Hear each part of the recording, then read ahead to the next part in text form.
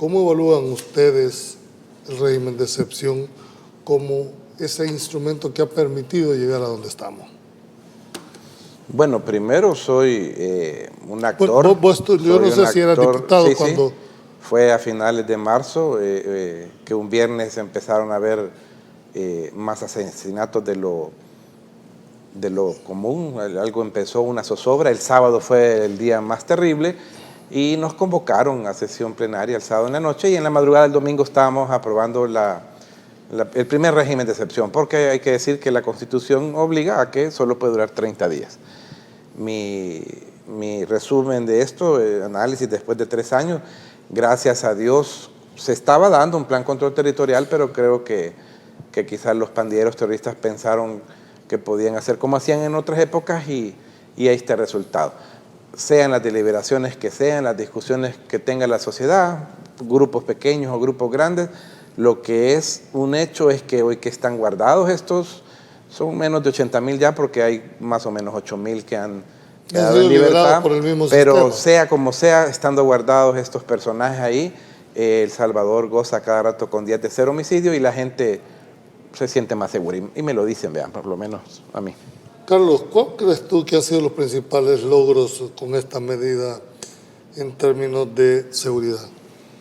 Mira, yo creo que a 3 años de la implantación del régimen de excepción, creo que es un buen momento para que todos hagan una evaluación. Y sería bueno que el mismo gobierno pudiera de alguna manera generar una discusión alrededor de esto con una cabeza más fría que lo caliente del peor momento que se vivió dentro de la operación que se montó. En términos generales, yo creo que si lo evaluamos, o sea, es positivo. Creo que quedan algunos reductos todavía de pandilleros y no hay que dejar que resurjan. Y en general, yo, no sé tú o Carlos, pero yo no he sentido vulnerado mis derechos, voy donde quiero, a la hora que yo quiera, yo veo pues siempre no sé si se puede decir, pero los chupaderos siempre están llenos, los restaurantes también, los conciertos. Estaban llenos siempre y había conciertos, pero yo no es un problema. Pero El Salvador no nació con el régimen de excepción. Pero sí ha cambiado porque, por ejemplo, gente que yo conozco van a los cultos, a los cantones que no podían ir antes porque había toque de queda a las 5 o 6 de la tarde. Y hoy se regresan a las 9 de la noche caminando por esos cantones y no hay ningún problema. Entonces, yo no les veo que haya una cosa donde diga, ya quítenme ese régimen porque yo extraño hacer tal cosa. No sé cuál es lo que extrañaría, fuera de que la oposición, muy reducidamente, siempre va a criticarlo, va a decir que no, o te van a decir que es debatible. Yo les digo, debatamos a la gente, oposición, allá hay señoritas o señoras que son derechos humanos, caballeros también, después lo que me gano es que dicen que me van a demandar, y creen que yo nací asustado, y ya llevo colección. Les digo, discutámoslo, porque ustedes no pueden decir, van a los programas y dicen, miren, dijo una señorita, 30,000 son los inocentes. Y yo digo, uy, ¿cómo habrán llegado a esa cifra? Pero le preguntó el periodista, ¿y usted tiene los datos de los 30,000? No, yo tengo los 3,000 de mi ONG. Y los otros 27,000 son de las otras. Entonces yo creo que sí, claro que pueden haber inocentes. Y termino con esto.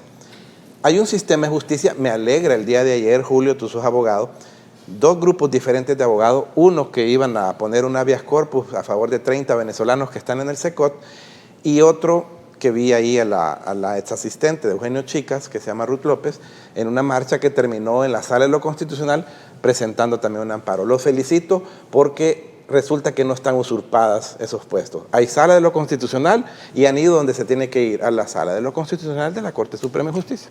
Y que vuelvo a insistirte, para mí, uno de los elementos importantes que tiene que ver con eso es un mensaje hacia afuera, ¿verdad? Que el país retorne a esa estabilidad de una seguridad jurídica como país, donde se restablezcan los derechos de todos los ciudadanos como tal. Creo que es un buen mensaje, junto al cumplimiento, por decirte, del programa del Fondo Monetario Internacional, que si ese programa se llegara a cumplir, lo hemos discutido aquí, que a mí me alegra que el gobierno haya firmado ese convenio con el Fondo Monetario Internacional, porque eso indica que va a transitar por el camino correcto para un ordenamiento fiscal del país y de la macroeconomía salvadoreña. Entonces, si tú de alguna forma ordenas esto y restituir los derechos, con una autoridad que tenga ya la capacidad suficiente de poder atender los reductos de delincuencia, porque delincuencia va a haber siempre. O sea, es imposible, no la vas a erradicar nunca al 100%. Entonces, tenés que tener esa capacidad después de 3 años, creo yo, de conocer cómo operan, cómo son, cómo se han comunicado, dónde han estado. Creo que es suficiente para que a esos reductos a nivel de inteligencia y de operaciones de la autoridad puedas tenerlos controlados. ¿Verdad? O sea, yo creo que en este momento ya están las condiciones de país. O sea, hay una ruta económica del Fondo Monetario para mejorar la macroeconomía. Hay una ruta de restitución del Estado de Derecho del país, que estas dos cosas es el mensaje perfecto para decir a los inversionistas del exterior, vengan. Entonces, ahí es donde voy yo. Es cuando uno señala estas cosas, es precisamente porque lo que quiero yo al menos, ¿ya?, es que se corrijan esos problemas o esos obstáculos que de alguna manera van alargando ese proceso de inversión extranjera que se necesita en este país para que haya un despegue económico, tal como el presidente lo ha planteado siempre. Yo creo que el milagro económico, Julio, está ahorita en formación. No es que se va a iniciar, está en formación. Con el régimen de excepción y con las políticas de seguridad que tiene El Salvador ahorita, vimos al presidente Bukele reunido con las personas de más caudal económico de El Salvador, de Guatemala, de México, no sé si habían de otros países, y ellos tomaron la palabra y lo único que hicieron es elogiar esos planes de seguridad del presidente. Por eso han venido, porque la parte económica en sí se debe tomar directamente, pero la economía sí ya se benefició. Transportistas que dejan de dar millones de dólares en extorsión, empresas pequeñas o medianas que dejan de dar también extorsión. Entonces, la economía sí ya preparó ese andamiaje. ¿Y se está trabajando en eso? Sí, es que ver al presidente sentado con esas personas que son los que pueden traer la inversión. Lo peor que podemos hacer es engañarnos nosotros mismos en esto. ¿Por qué? Porque la gente que nos está viendo en ese televisor sabe cómo le aprieta la bolsa. Todos los días. O sea, yo no tengo que convencerlo de nada. La gente sabe y siente. O sea, incluso lo hemos discutido aquí, el tema de los agromercados, que ha sido un alivio para un sector muy pequeño de la población porque son muy pocos agromercados. ¿Verdad? Y que el concepto, hemos dicho, la idea es buenísima, pero no la han desarrollado como debe de ser. Para mí deberían de haber 400 agromercados distribuidos en todo el país. No, pero que de verdad, no, porque ya se estancaron, ya hicieron 50 y ahí los dejaron, ya no siguieron creciendo. Sí, 3 más. Pero el punto es que el agricultor anda a ver al productor si le están dando incentivos, o anda a ver si está ganando más ahora que están supuestamente vendiendo con agromercados. No, él sigue ganando lo mismo y sigue produciendo lo mismo. Entonces no le están solucionando a él el problema, que es parte del problema. Le están solucionando el problema al usuario. Pero, que es el primero. No, sí, pero no solo a ese es de solucionar el problema, ¿vea? Porque si antes había un intermediario, precios, pues sí, pero los precios bajan porque también hay estacionalidad, y eso lo sabe todo el mundo, ¿vea? Que el hecho de que esté bien ahí y que esté un poco más barato posiblemente, bendito sea Dios, y para mí que debería valer la mitad. Yo voy a los agromercados, yo paso allá por Soyapango comprando, o sea, yo no tengo ningún problema con eso. Yo lo que quiero es que lo hagan mejor, para que el beneficio le llegue al 100% de los ciudadanos, porque la bolsa les aprieta. Entonces, yo a lo que voy es que si no nos sinceramos y si no aceptamos de que hay que cambiar, cosas que corregir, no vamos a resolver esto. Porque estábamos hablando del régimen. No, estamos hablando de la economía. Estamos hablando de la economía. Que si no nos sinceramos porque hay que cambiar, pero no decir que hay que cambiar. Yo no sé qué más querés que te explique de la economía del país. No. De eso estamos hablando. Trae gráficos o cosas que... no sirven las estadísticas. Pero, ¿qué hay que cambiar? Eso, la economía. Hay cosas que intervenir en la economía del país. Fácil. Si fueran a la banca, no pagaran esa cantidad de interés. A veces hay personas que están pagando 10, 20 o 30% de interés mensual. Claro, ellos ya se acostumbraron, allá andan el fajo de pisto la señora, y como tienen un buen movimiento, no se están dando cuenta de lo que están perdiendo. Aquí dicen, tienen razón los panelistas, en ninguna colonia de Soyapango hay crecimiento económico. Yo vendo ahí y hay crisis. Pues sí, es que es lo que te digo, o sea, la gente sabe que hay un problema y es lo que voy yo.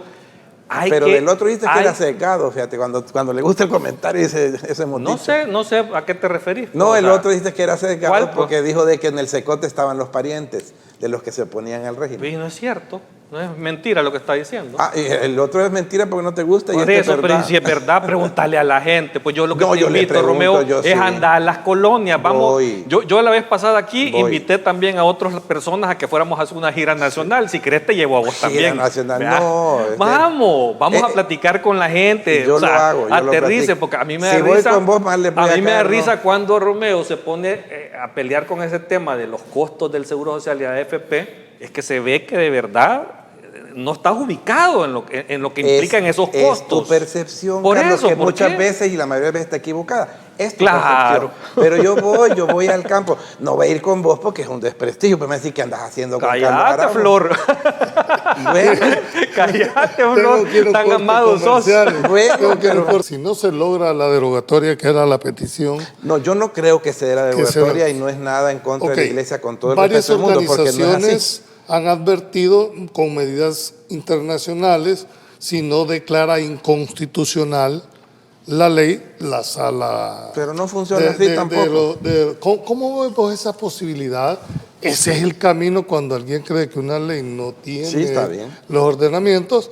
¿Crees que esto pueda llegarse a instancias internacionales?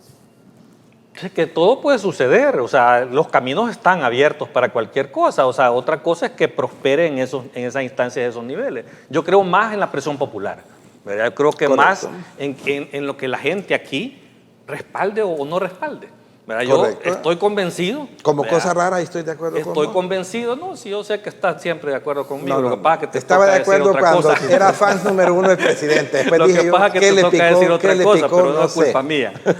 Pero a lo que quiero llegar es eso, o sea, yo creo que la mayoría de la población aquí, ¿verdad?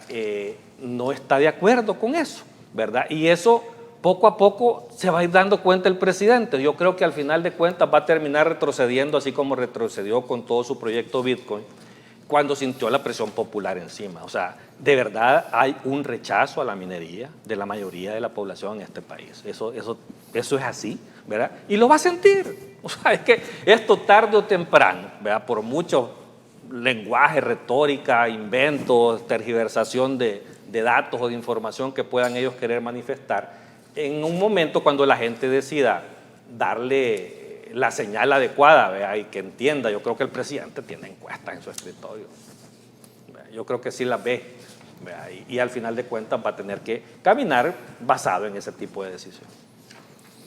Bueno, ya con ese planteamiento quiero decirte la parte, dijéramos, de percepción, porque aquí la percepción que pueda tener la ciudadanía para un sentido va a ser determinante en la toma de decisiones. El tema es cómo canalizar para que a la gente le llegue ese mensaje que tú estás diciendo, porque ahorita estamos en la primera fase, yo he leído la ley, la fase de exploración. No ha iniciado aún la de exploración. Pero en ese orden, Ese orden debe de llevar. base. Porque Carlos dice, mira, yo no sé si hay tampoco oro. No, No yo sé si menos está- puedo saber. Quizás sí, Carlos sí tiene algún satélite Y yo no- especial. no, ustedes no vieron la cadena del presidente, pues. No. Yo no estoy diciendo ¿No la que vieron? si hay o no hay. Ah, Yo no sé la- que vos sí la ves. ¿Ves que sos el fan Sí, número yo uno? sí la veo, sí, obvio, yo no voy a opinar sobre algo que no veo, ¿verdad? Yo Ajá, pero quisiera- me ibas a Y ahí fue preguntar. donde te dije que ibas había a preguntar. mentido, pues. Finalmente ya, Yo lo que creo con el tema de minería hay dos factores importantes. El primero, hay un sector importante de la población donde me incluyo que apoyan y confían al presidente, y creo yo que hay una parte a la hora de que este mecanismo empiece a funcionar, con la exploración, por ejemplo, el presidente, los cercanos al presidente, tienen un compromiso adicional de explicar qué es lo que se va a hacer para esas personas que pueden entrar en duda por la oposición. Porque aquí vamos a un punto. El hay país tiene que... Es que le he escuchado a los dos. Hay una oposición aquí, porque aquí chiqui dicen que no. oposición, ¿verdad? Porque es pequeña, esa es la verdad. Pero hay una oposición que te puede, el presidente mismo lo dijo, no sé si fue en cadena o en una inauguración de algo, que la percepción del Bitcoin hizo la oposición, aunque fuera pequeña, hizo un meollo en la gente que sintió como que el Bitcoin no era su idioma, ¿va?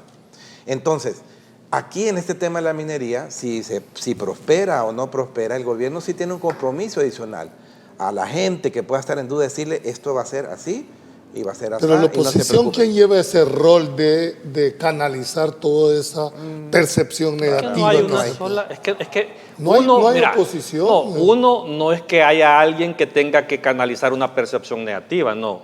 O sea, lo que muchos estamos haciendo, porque nadie está sentado en una mesa para coordinar esos aspectos, sino que es natural y orgánico, es hacer esa expresión para que la gente entienda y quede advertida de los problemas que hay. Y la gente lo está entendiendo, Julio. O sea, yo no sé cómo terminar de explicarte en esto, porque a mí sí me encantaría que salieran las encuestadoras a levantar este tipo de información, ¿verdad? Porque por lo menos los datos que yo tengo, en febrero, a finales de febrero, ya era el 64% de los ciudadanos que estaban en contra de la minería. O sea, y de diciembre para acá había un factor importante, pero ha crecido. Que hemos visto actores políticos, diputados, que han dicho claramente no a la minería. Y me estoy No, refiriendo es que hay a cada diferentes una actores, o sea, pero de los el partidos. liderazgo más grande lo ha tomado la Iglesia Católica. No la Iglesia Católica, porque también hay... ¿No ve esa liderazgo en la cristiana parte evangélica. política No, es que partidaria? No hay, es que no hay.